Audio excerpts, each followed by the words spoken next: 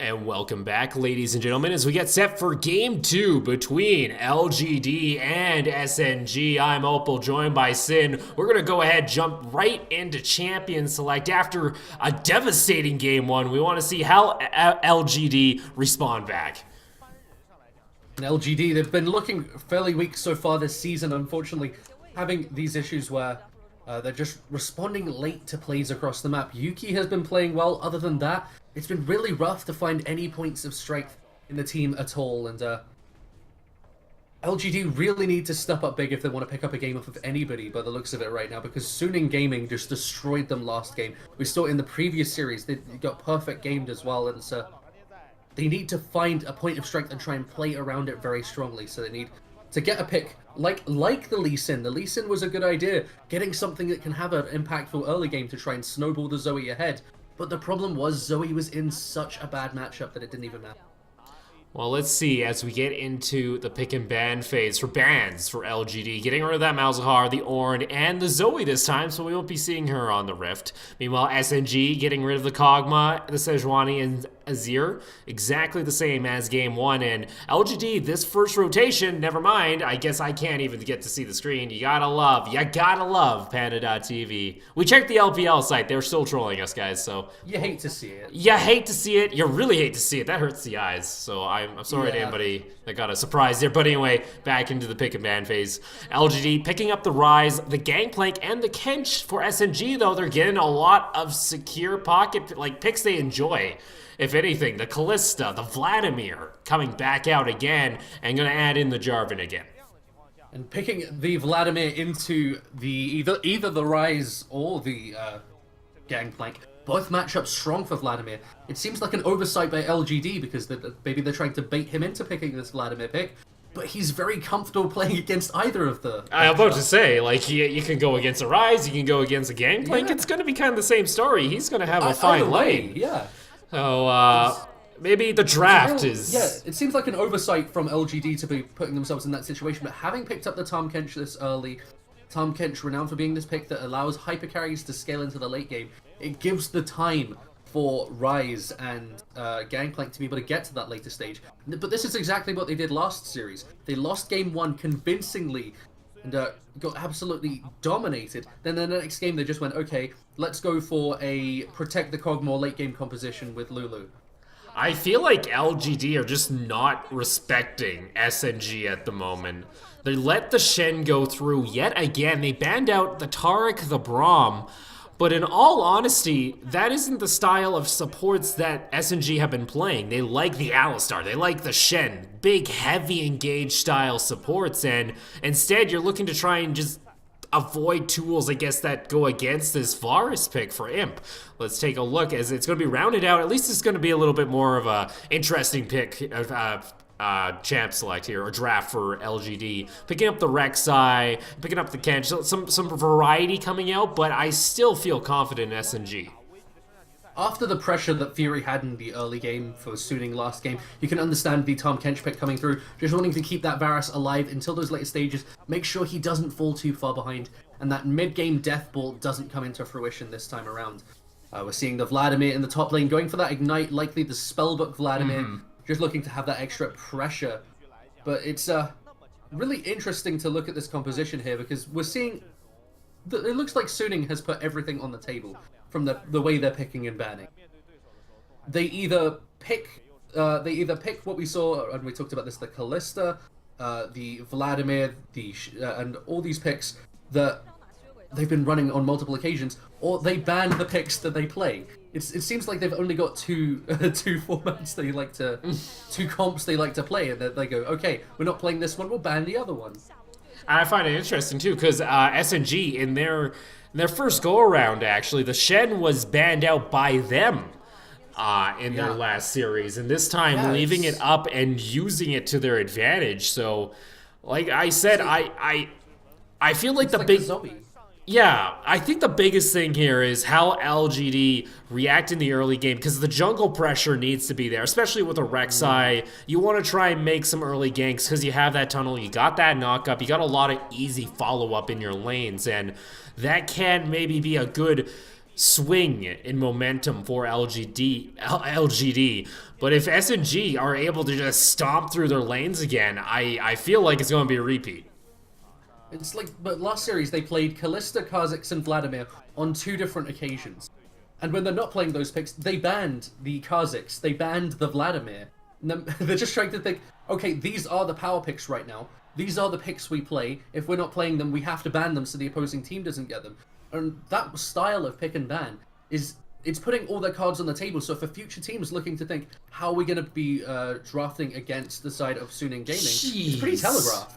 Let's just see. SNG, they're going to go ahead and land that taunt. That's going to force PYL to actually start with the chomp up there. I'm just saying geez, because if I take a look at these items right now coming across the board, Sin, I think this is a record for pro play. I don't think there's been 10 stopwatches. I don't think there's been, I think there's been 8. I don't think there's been 9 though. There's 9 stopwatches in this game.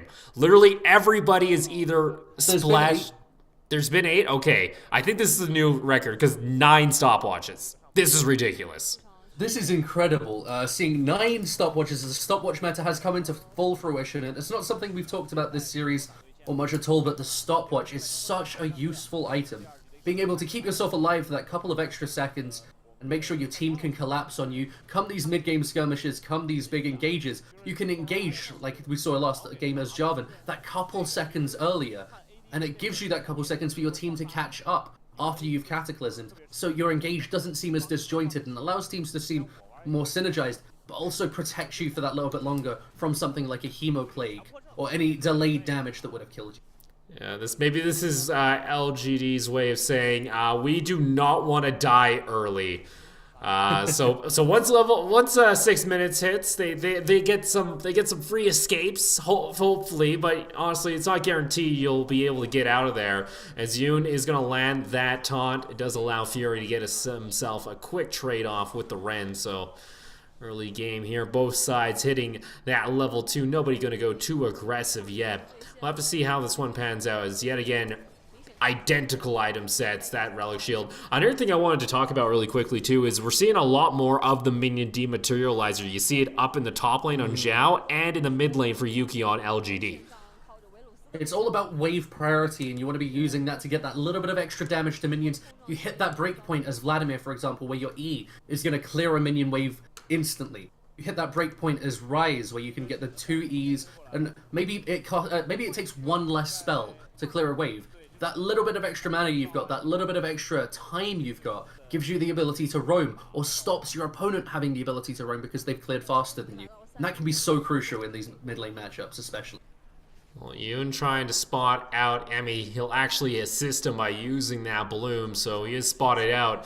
Do see Tian. He did actually show himself up in this top lane. Jin is trying to get out of dodge. He is going to get knocked up, though, even after using the flash. Knight has also appeared, and like that, SNG, they say, you know what? You're not allowed to use your stopwatch yet. Going for a dive in between the 2 towers at 3.5 minutes. This is really crucial for them because they allowed their opponents, again, to first pick mid laner, and again, Yuki has been punished by a matchup where he doesn't have the lane priority. He's been roamed on, and that's leading to another first blood here for Suning Gaming. Early lead, and we saw what happened last game. We'll maybe see if the record can continue. 6,000 gold before 10 minutes. SNG, they're looking to keep up that pressure and hopefully try and sweep out this series against LGD. LGD still have some time, though, to try and turn this one around. I want to see where this Rek'Sai is going to try and make some priority, where her presence is going to be shown on the map. Right now, it really hasn't felt like much. Jarvan trying to impact the lanes early on, and Rek'Sai just trying to clear. You need to see more of an attempt to be that tool that puts your team in the lead, gives you that advantage in the early game. And Rek'Sai used to be that pick where she was the most proactive early game jungler. You want to go in with that EW early on, get the knock up, and get a red buff kill, level 2, level 3. They could be so crucial to your team. They are looking just to abuse this Gangplank. Knight has made his way up. Xiao is actually going to flash on through. Seismic Shove is going to land, and he just gets obliterated. SNG, they are just... Oh, man.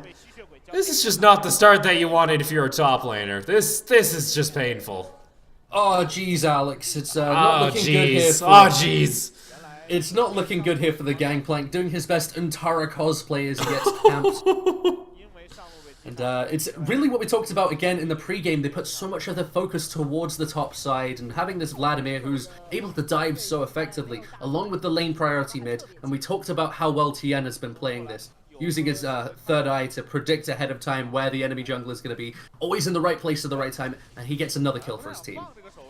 Just seeing that, he is going to get spotted out by the Rune Prison. Here comes Emmy trying to make an appearance. He will be able to trade one kill. Knight does not have his flash available, is looking to try and thread the volleys backwards. LGD are able to get themselves a response kill here in mid lane, evening out a little bit of that gold, 1-2 in the kills.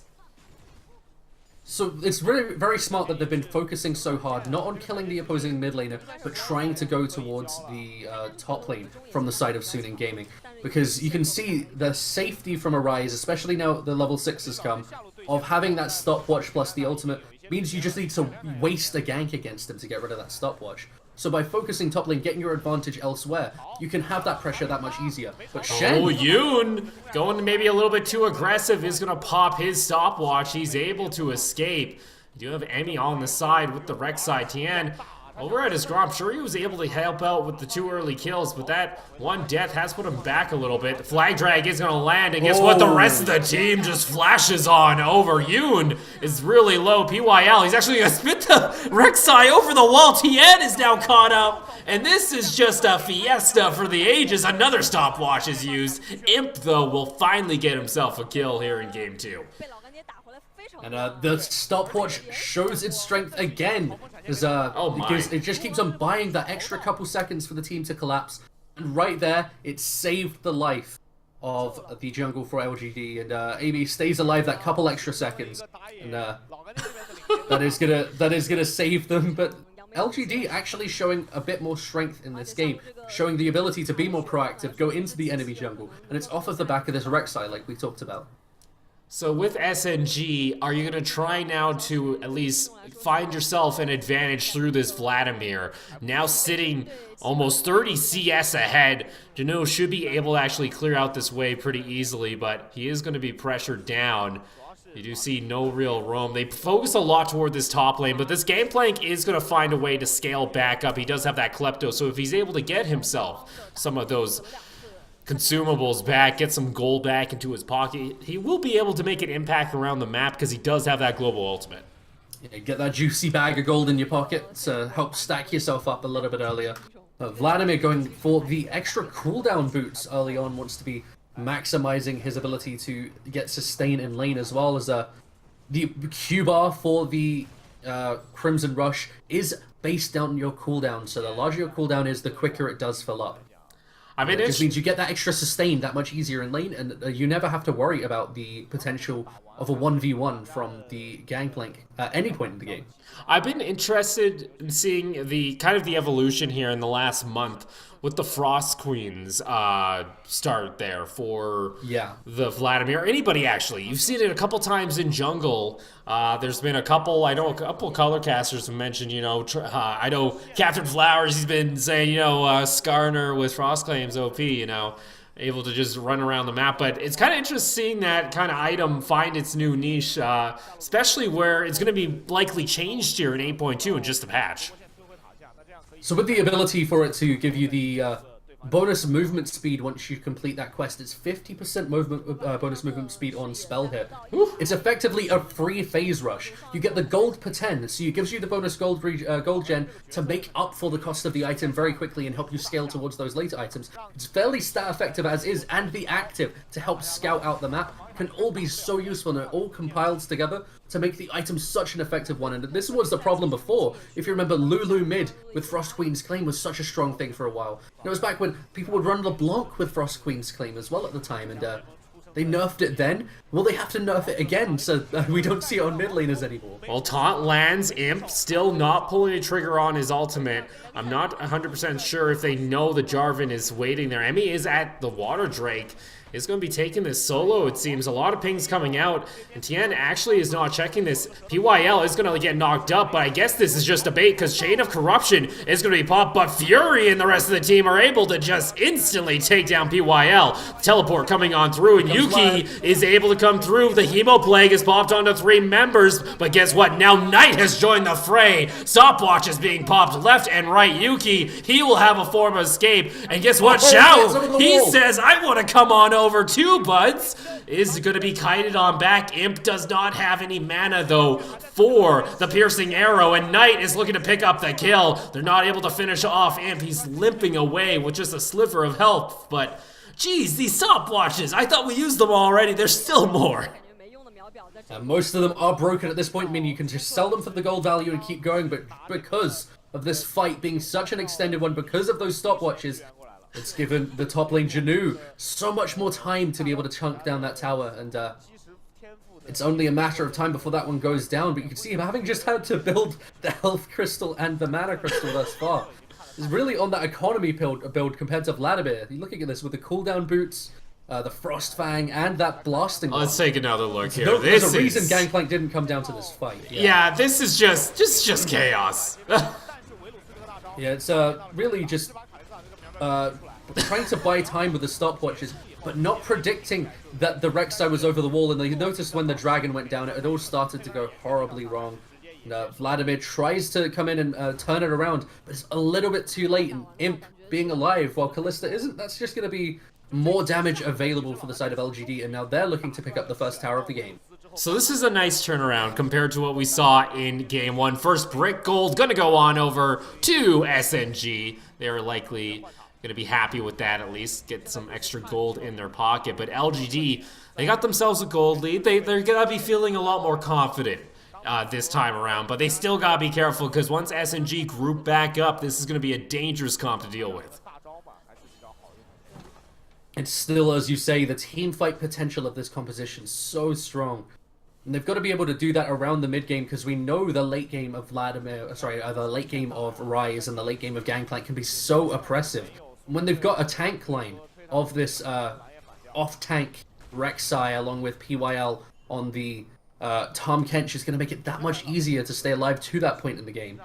So it's definitely going to have to be big advantages coming through very soon. And it has to come back off the back of Knight again, we assume.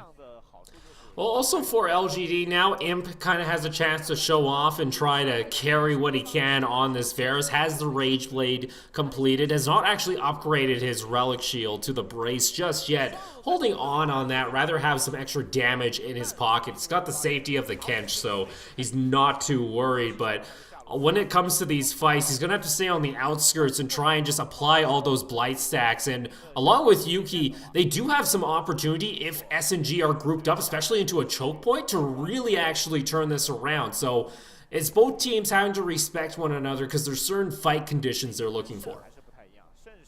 It's definitely fair to say they're really waiting for these breakpoints before they can start trying to go hard in, and this Frost Queen's claim is definitely going to be one of them coming in for the top lane here of Zhao Al, and that's going to be enabling him to get a lot of extra gold generation. He wants to be skirmishing a lot more often to maximize that gold regeneration, and still having the stopwatch available for him. It's going to be a little bit easier for him to do so. And, have his team collapse. Both him and the Gangplank, both holding on to those as souvenirs. They said, hey, I didn't have to use it because I got dived before 6 minutes. Knight might have a lot of friends. The flash going to come on through. PYL is going to land the tongue, but here comes Yoon on the Shen as we have a little bit of lag there from the source stream.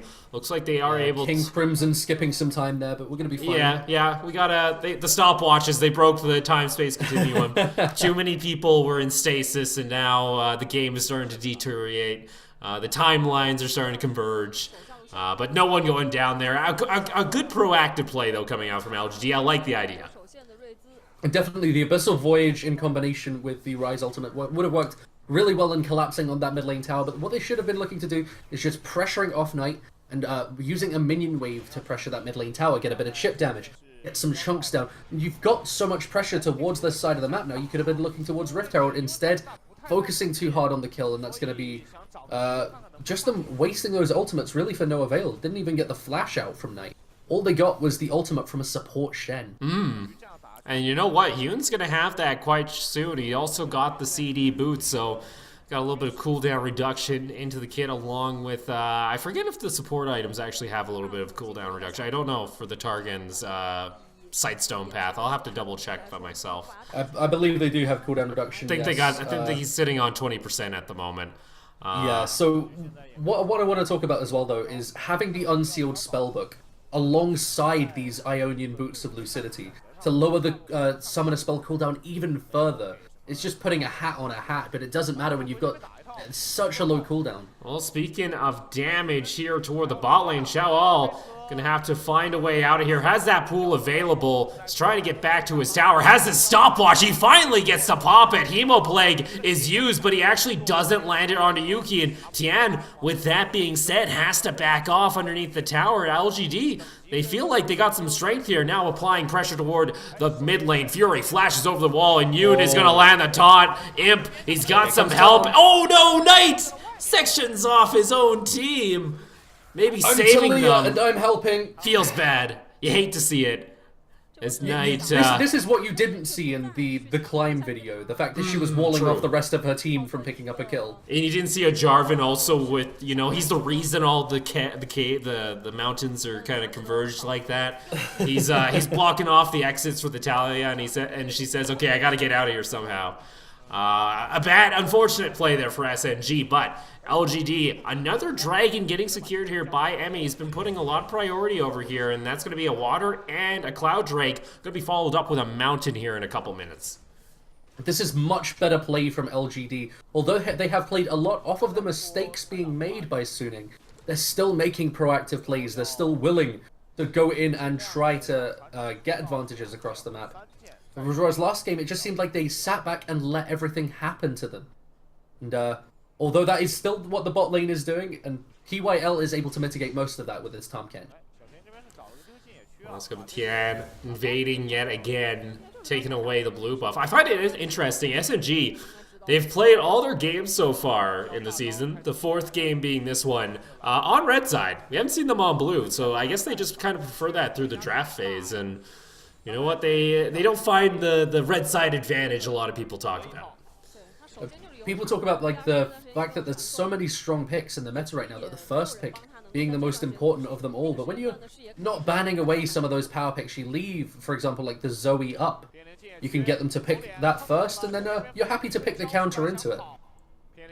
Oh, PYL. So they're using the red side effectively. Let's see, Knight might be caught out. He gets knocked up. Chain of Corruption coming on through from Imp as he is going to find the kill. And Yuki comes on over with the Realm Warp, and that's going to force the flash out of Jarvan. So LGD find another pick, and with that, find the second tower of the game. Again, really nice proactive plays from LGD. Making sure that roaming as a unit, Yuki able to collapse with the Realm Warp. The Abyssal Voyage continually being used just to try and make a collapse with multiple members, and that's going to net them a couple towers off the back of this play. Well, let's see, SNG maybe trying to at least try and change that. Yoon is going to land the Shadow Dash. He does have a decent amount of resistances, but that is going to be the tower falling. Xiao is on the side. They are looking for a fight. Fury, he does not yet have his Runaans, and Tian just gets instantly chunked on down. Imp finds the damage. Here comes Knight, though, on the Talia. It's a little bit too late, and he doesn't find the damage. He doesn't find the knock-up, and that's two more members of SNG getting taken down, and the second-tier tower falling. Unfortunately for Suning Gaming, they're having exactly what they did last game happen to them, and now it's them starting to look towards maybe the scaling of this Vladimir to be the thing that gets them back into the game. The team fight pressure that they have, and they need to look for a really good team fight come that 25-30 minute mark, because right now they're such a big disadvantage. Looking at this gold lead already, it's the Rise, it's the Varus that's just giving them so much strength. We get another look at what happened during this replay. Even after the tower falling, SNG want to pull the trigger. You can see this here. They keep on trying to go deep onto the back line. And it's just too much to ask for when you're ignoring a carry like the Gangplank who's able to free hit the backline. They wanted to remove Varus, they wanted to remove the Rise, but with Tahm Kench available, it's just so easy to protect. PYL going into the mid lane, gonna execute some of those minions, get some more gold onto Imp, and vice versa, sharing the love with each other as the Baron has spawned as we reach that 20-minute mark in Game 2. LGD sitting comfortably at a 4,000 gold lead, and they do have the ability to try and open this one up. This is a nice showing so far. Let's see if they can continue, though. SNG, they are looking to strike back, and they do have some team fight available to them. They're trying to wait on Fury. He really needs to get the Runads. Emmy looking for a knock-up. Knight is going to support the Jarvan, and Tian should be able to get out of there just fine. Some deep vision being traded back and forth, though. Really pressuring deep because they want to remove all the vision to set up for Baron here. And they're not going to concede anything back to Suning Gaming. And this is really a different side of LGD we're seeing. And it's not that just roll over and die when they're behind. And we can see if they do get an advantage in the early game, how well they can play around it and how they're willing to force these advantages. And the question... that's the side of LGD we want to see more often. But it's about getting those early game advantages consistently. And from the point here of SNG, we want to see, you know, how are they going to react trying to fight back after being at a disadvantage early? Are they going to be able to try and turtle this one out, scale back up, and then find the fights? Or are they going to be looking for picks? Because LGD, they kind of adapted the style we saw in Game 1 of SNG, and they might have overcommitted. PYL is forced to flash away. Imp on the front line. Fury tries to go toe-to-toe, but he just does not have the damage. Imp will find the kill onto Knight. Zhao is able to get the Hemo Plague. He uses the pool, but that's going to be a double kill for Imp. And now on this Varus, LGD, they take down Knight, they take down the Vladimir. Are they going to be looking to try and get some pressure toward the Baron? And this shows some issues from Suning. They still want to be forcing these plays with this brute force, forcing teamfight style. And at this much of a disadvantage, you can't afford to do that, and it's cost them the Baron. And if this continues, it could cost them the game. And that's going to be Baron secured by LGD, and I believe that's their first Baron of the season, so they got to be feeling pretty happy with themselves.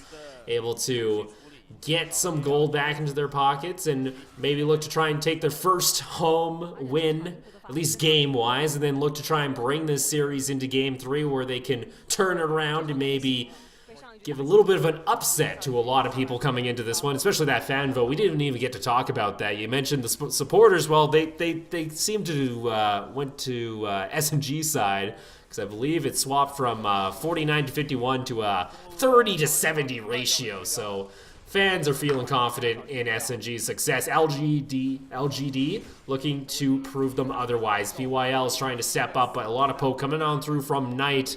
Isn't going to be enough, as that's the fourth tower of the game going on over to LGD.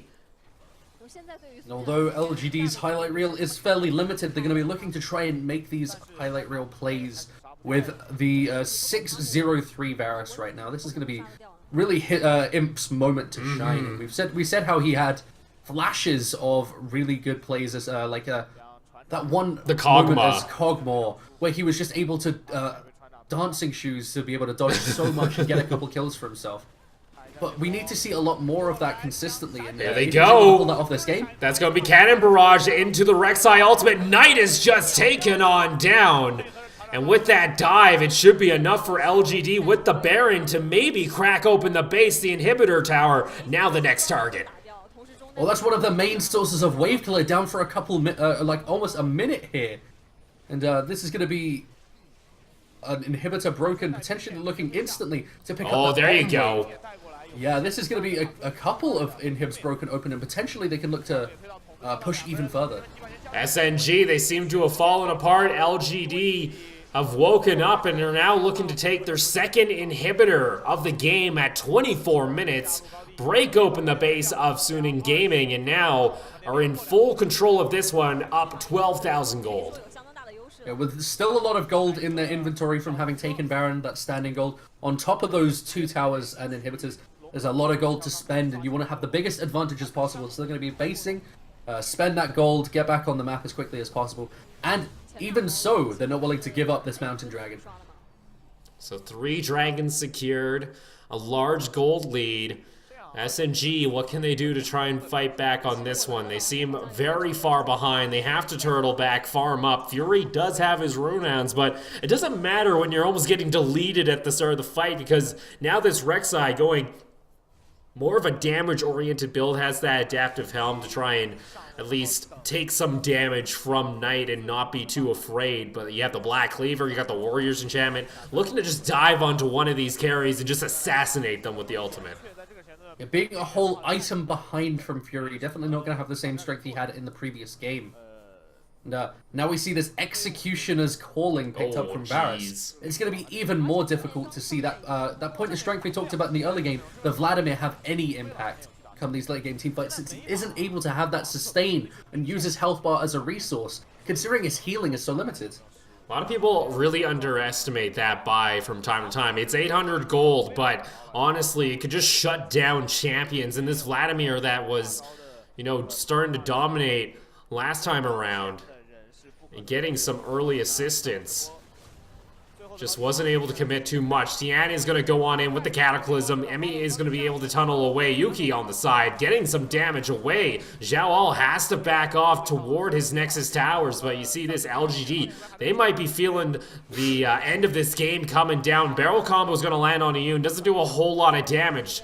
But look at this. Minions are starting to crash into the Nexus Tower. The flash is going to be popped by Yuki to avoid the flag drag. Knight is looking to try and chase him down. Yoon does not land the taunt, and that will allow the Zhonya's and the Realm Orb to get Yuki to safety. And it's LGD proving us wrong right now, but... There you go. It's going to be the knock-up into the Hemoplague. A couple people taunted up, but guess what? Fury gets just obliterated by the Rise. Make that 2 members getting just destroyed, and LGD fight their way back into this one. Double kill for Imp to end this one off. Nexus Towers, now the next target. Is up to Tian to maybe have a miracle save, but guess what? This Jarvan can't do enough, and that's going to be the first win of the season on over to LGD as they tie up the series 1-1 in... LGD, they proved us wrong. They were able to do exactly what we said they needed to do. They were able to get those advantages in the early game, play more proactively. Don't just be reactive, don't just let Suning do what they want on the map. And they punished their mistakes. They were able to get to the plays on time this time around, and now it's LGD going into the 3rd game, potentially looking to take the series. And from there, you gotta wonder, coming into mentality, you had a dominating game. You even had a dominating early game from Suning Gaming. They applied a lot of pressure toward that top lane to continue the dives, but just wasn't enough to really snowball the game out of control. You put a lot of emphasis to try and shut down this gangplank, but honestly, Imp showed up here on the Varus. Imp ended up having a very good performance here and was able to put down a lot of damage. Just ended up being so safe.